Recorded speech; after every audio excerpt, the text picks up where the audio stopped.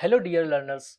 Once again, I welcome you all in this 8-week course titled Understanding Literary Genres and Devices. I am Dr. Vishal Singh, Assistant Professor in the Department of English at Vasanta College for Women, Rajghat, Varanasi, admitted to the privileges of Banaras Hindu University. Dear learners, as we are dealing with the novel in detail in this week, in last session, we tried to cover few types of English novel. We discussed about picaresque novel, epistolary novel, historical novel, and realistic novel. We tried to have a look over the characteristics of these novels and we tried to define these novels, and then also we looked over certain well-known examples of these novels and few major writers of these genres. So we tried to have look over all of them. Today's session, which titled Gothic, Domestic and Romantic Imagination. We are going to deal with few more types of English novel in today's session. So let's have a look over the outline of the today's session, what we are going to cover today. We'll discuss introduction, we'll talk about the Gothic novel, then we'll discuss classic examples of the Gothic novel, then we will discuss about the domestic novel. We'll also have a look over the themes in the domestic novel, and then we will talk about the classic examples of the domestic novel. Further, we will also discuss the romantic novel. So let's begin the session. When we are going to talk about 19th century, so it was romantic age when lyrical ballad got published in 1798, and with this romantic age was launched in the Britain. We used to consider this date as the beginning of romantic age. So as we know, before romantic age, even in pre-romantic age, people write about the romantic elements, but that was little bit different. What we used to call pre-romantic age, somewhere 1740s to 1798. People started to talk about sensibility, emotion, nature, and there was also one very interesting thing. They were talking about some Gothic elements. They were dealing with the stories or even in the poems also, which have some Gothic elements. What are those Gothic elements? For example, we have gloomy castle, we have graveyard, we have forest. So everything, these things were the theme of that time of writing. So 19th century novels turn from society to heart. As I said, about the sensibility, about the emotion, not the reason. What was preceding is talking about rule, talking about copying the past, talking about Greek masters, classic masters, and talking about the rationality. But here in the romantic age, what happened? People started to move from rule to freestyle. People started to move from society to individual, from objective to subjective, from reason to emotion. People started to move, either it was novel or poem, anywhere. This kind of writing came in existence. So society to heart, then home and mind started to talk about their own emotion, about individuality. Individuality was focused at that time. From nationalism to imagination, novels begin to explore human emotion, passion and mystery. These were the theme of romantic novel. Novels of the late 18th and 19th century were dominated by romantic sensibility. What I said, before romantic age, we had also age of sensibility. So people started to talk about their emotion, their thought. Let's talk about the Gothic novel, which was even before the romantic age. As I discussed even in my previous session also, the Castle of Otranto is considered first Gothic novel in English literature. Just have a look over the screen. A genre of romance that was particularly popular from 1760s until 1820. Then English author Horace Walpole, what I just said, The Castle of Otranto, which came in 1764, are said to have set the ground of Gothic writing. So this was the beginning of Gothic novel or even beginning of Gothic writing. Characterized by their emphasis on mystery and horror, Gothic novel emphasize the use of sacred passageways, underground passages, and ghost haunted room, gloomy castle, deserted land, graveyards. These were the theme of their writing. The backdrop of these novels is destroyed dark castle or a ruined abbey. References to supernatural and suspenseful elements. So supernatural element like ghost, angels, they came in the story, they came in the writing, full of gloomy and mysterious atmosphere. Protagonist as anti-hero. So protagonist himself herself used to play the role of anti-hero. Explores psychological horror and repressed desires. So these are certain characteristics of the Gothic novel. What are the major examples, classic examples, which are well known in the Gothic writing? So the first one, what I said, The Castle of Otranto by Horace Walpole. Then Champion of Virtue by Claire Rue. This is also very important. I recommend you to read this one, Anne Radcliffe, The Mysteries of Udolpho. This is a very significant novel of Gothic writing. Then Matthew George Lewis, The Monk. Mary Wollstonecraft Shelley, Frankenstein. So Mary Shelley, who was the wife of P.B. Shelley, they were just experimenting to write something which have a Gothic element. So she wrote this novel. This is very interesting. The structure of this novel is also very different. Written in somehow three stories. Three kind of narrative is there.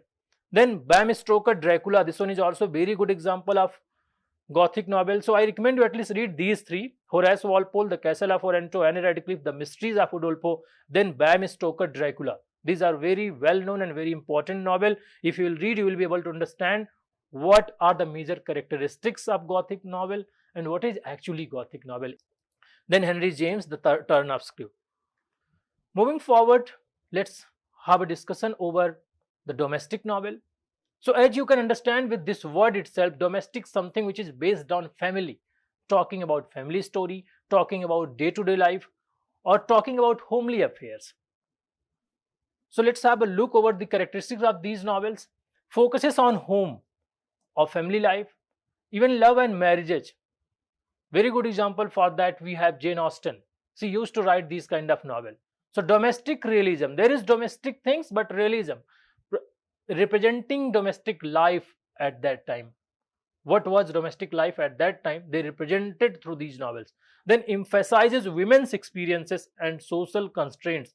Also, these novels used to deal with the women issues, how they were facing problem in their life because of the patriarchy, because of the treatment towards them, which was putting them on the side, on the margin, not in the mainstream of the society. Comment on sentimental realism with moral tone. Choose personal life for moral and social consolation. So, though they were dealing with the personal life and family life, but somehow their message was to entire society. Their message was very much applicable to the society. There is a very famous quote. I am reading it for you. It is truth universally acknowledged that a single man in possession of a good fortune must be in want of a wife. These are the opening lines of Pride and Prejudice by Jane Austen. So you will see when you will read this novel how a mother is worried about her daughter's marriage, and she's telling to her husband that if a man has a property, if he is well settled, then he must be looking for a wife, for a good wife. So she's suggesting to her husband to go and meet a newly arrived family in that locality and try to build a kind of relation so that he will accept one of our daughters. She has 4 or 5 daughters. So once you will read this novel, then you will understand what kind of story is there and what is domestic novel. What are the major themes of domestic novel? We have already discussed family life, day-to-day life, homely affairs, about love affairs, about marriage issues. These are the major theme of the domestic novel. Just see here on your screen, marriage as a moral education, attributed gender roles and modesty especially to women. So what were the roles of women at that time and what women were expecting from the society and what society was expecting from the women, what women were supposed to do, everything you will get in this novel. They also used to talk about this concept, angel in the house. This was a Victorian concept. So what, as you women, what you should be? You should be beautiful, you should be charming, and women are for the home only, men are for the field, men are for the outer things. Women don't have to interfere in outside matter. So they were just supposed to do homely duty. They have to sacrifice them. They have to be always selfless, always just to be dutiful towards the family, towards the family members. These novels, though were romantic, sensible in nature, but they used to comment on social norms. Norms, what was set, what was accepted by the society at that time. These novels used to comment on that. So, in a way, we can say these novels were also kind of satire on society to somehow, and they were expecting certain positive change in the society through their writing. What are the major classic examples of these domestic novels? Let's have a look. As I said, Jane Austen, she has written so many novels: Sense and Sensibility, Pride and Prejudice, Emma, Northanger Abbey, Persuasion. There are so many novels written by Jane Austen, and all of them are somehow dealing with the same theme about family issue, about marriage issues, about women's life, except one which is dealing with the some kind of Gothic elements. So she was also writing Gothic novel because that was a trend of that time. What Sense and Sensibility? Talking about emotion versus reason. Just see the title, Sense and Sensibility, in domestic space. Then another writer, Louisa May Alcott, Little Women, Sisterhood and Moral Growth. Elizabeth Gaskell, the novel North and South, talks about domesticity meets industrial conflict also. George Eliot, The Mill on the Floss. This is also a very good example. I recommend you to read at least these two, Jane Austen's Sense and Sensibility and then George Eliot's The Mill on the Floss. You will see how female member of the family sacrificed her life for the family, not taking care of her own choices, not taking care of her own likeness, interest, but she is just dutiful towards her father, towards her brother. So you will read, then you will understand how family duty versus personal desire, and here family duty in a way win and desires got oppressed by the character. Then we have another example of Kate Chopin, The Awakening. This also talks about domestic rebellion and selfhood. So these are few examples of domestic novels which you can have a look, which you can read to understand well what are the domestic novels. Then the romantic novel. Romantic novel, from the word we can see talking about romance, but it is not a romance of a couple. It is romance with the nature, about our surroundings, landscape, mountain, trees, river, everything comes under this nature with capital N. And talking about romance with that nature. We had a very great poet in that age, Wordsworth, who was worshipping nature, loving nature, and also considering nature as a guru, as a teacher. Okay, let's come on the novel. So these novels used to emphasize human emotion, individuality, and nature. They are not talking about the society, they are talking about the individual human being and about the nature, about the environment, about the surrounding. Emotion and imagination reign over region. So they were not talking about intellect and logic, they were talking about feelings, about the emotion. Nature as a reflection of inner feelings. So nature is also kind of reflection of inner feelings, what a writer, what a characters are feeling from the inside. Passionate personal feeling. So it was not like T.S. Eliot's definition that poetry is an escape from personality. But here Wordsworth was saying poetry is an expression of the personality. It is spontaneous. So you will see here passionate, spontaneous writing style. Either it was in poetry or novel, everywhere. What was setting? Of course, I said nature or private life, individual's life, not about the society. They were not going to teach entire society. Focuses on self-expression. So expression of the personality, not the escape of the personality. Certain examples of these novels, we have Emily Bronte, Wuthering Heights, Charlotte Bronte, Jane Eyre. This Then Gothe, The Sorrow of Young Werther. These are few examples of romantic novel. While we are summarizing this session, what we tried to cover today, we tried to understand few types of English novel. What are those? In today's session, we tried to talk about Gothic novel. We tried to discuss domestic novel and then romantic novel. We covered three types of English novel in today's session. We tried to understand them. What are the major characteristics of these novels and what are the major examples of these novels? So, how novel in this age started from the Gothic element, the romantic fascination with man, his emotions and society, then emphasis on imagination, emotion and destiny, especially in romantic age. Then home, heart, individuality and mystery become focal points.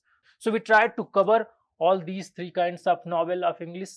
We discussed about Gothic novel. We also discussed about romantic novel. We also talked about domestic novels. So how they used to deal with different kind of themes. We tried to cover all of them in today's session. In last session, we covered 4 novels. In today's session, we covered 3 novels. And in next session, we will cover few more types of English novel. We will have a look over their characteristics. We will also try to understand them with their examples.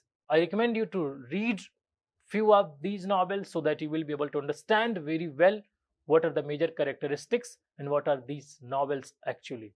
So thank you so much for today's session. Hope I made you understand these types of novel, and happy learning. We'll meet again. Thank you.